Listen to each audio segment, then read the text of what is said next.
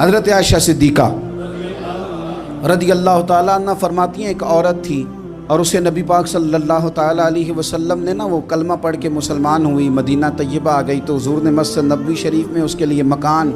ایک سادہ سا کمرہ ساتھ مسجد کے بنوا دیا، وہیں رہنے لگی۔ اکثر وہ سیدہ طیبہ کے پاس آتی تو حضرت عائشہ صدیقہ رضی اللہ تعالیٰ عنہ فرماتی ہیں وہ بڑی باتیں سناتی اور آخر میں کہتی وہ ہار والا دن بھی بڑا عجیب دن تھا اور میرے رب کی قدرتوں کا دن تھا، وہ بھی بڑا عجیب دن تھا۔ سیدہ عائشہ صدیقہ رضی اللہ تعالیٰ عنہ ایک دن فرمانے لگی کہ تو ہار والے دن کا بڑا ذکر کرتی ہے، وہ کیا دن تھا؟ تو خاتون کہنے لگی اماں جی وہ دن تھا جب میرے رب پر بھروسہ اور مضبوط ہو گیا، جس دن میرا اپنے رب پر توکل اور بڑھا، میرے ایمان میں یقین میں اور پختگی آئی۔ کہنے لگی میں ایک گھر کی کنیز تھی، نوکرانی تھی، اس گھر میں ایک بچی تھی جس کے پاس سونے چاندی ہیرے جواہرات کا ہار تھا۔ اس زمانے میں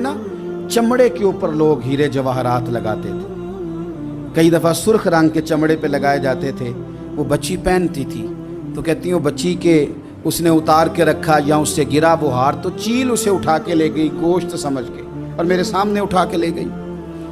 گھر والوں نے مجھ سے پوچھا، یہ بخاری میں موجود ہے، گھر والوں نے پوچھا مجھ سے کہ وہ ہار کہاں ہے تو میں نے کہا چیل اٹھا کے لے گئی۔ گھر میں کچھ چوری ہو جائے تو سب سے پہلا الزام کس پہ لگتا ہے؟ ملازمین پہ۔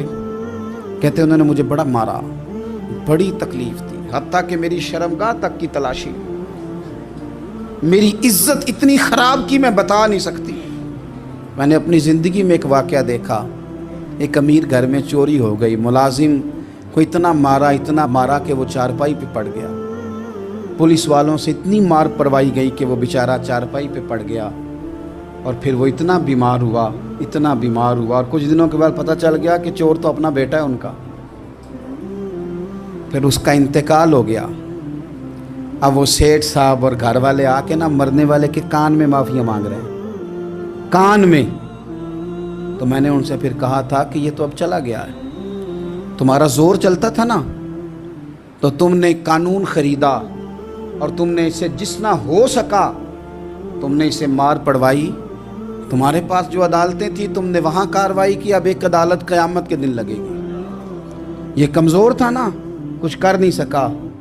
میرے نبی پاک صلی اللہ علیہ وسلم نے فرمایا سن لو، اگر سینگ والی بکری نے بغیر سینگ والی بکری کو تکلیف دی ہوگی نا تو قیامت کے دن اسے بھی بدلہ دینا پڑے گا کہ تیرے پاس سینگ تھے اور تو نے اسے مارا تھا۔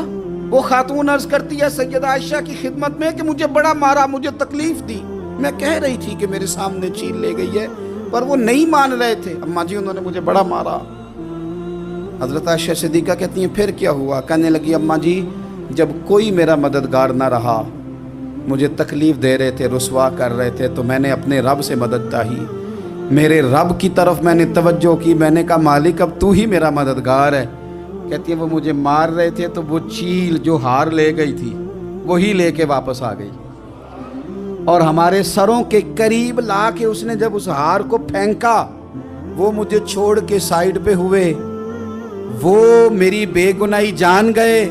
لیکن آپ کو بتاؤں اس دن سے میرا اپنے رب پر یقین اور بڑھ گیا۔ مجھے سمجھ آ گئی کہ جب انسان پورا ٹوٹ جاتا ہے اور جب کوئی چاروں جانب اس کا مددگار نہیں ہوتا تو رب تو ہوتا ہے نا، اللہ تو اس کا مددگار ہوتا ہے نا، وہ تو پھر اپنے اس بندے کی مدد کرتا ہے نا، پھر وہ تو توانائی دیتا ہے نا، وہ تنہا نہیں چھوڑتا، وہ تو آنسوؤں والوں کے آنسوؤں پہ بڑا کرم فرماتا ہے، وہ تو قسم پرسی میں آ جاتا ہے، اس کی رحمت بڑھ کے استقبال کر لیتی ہے۔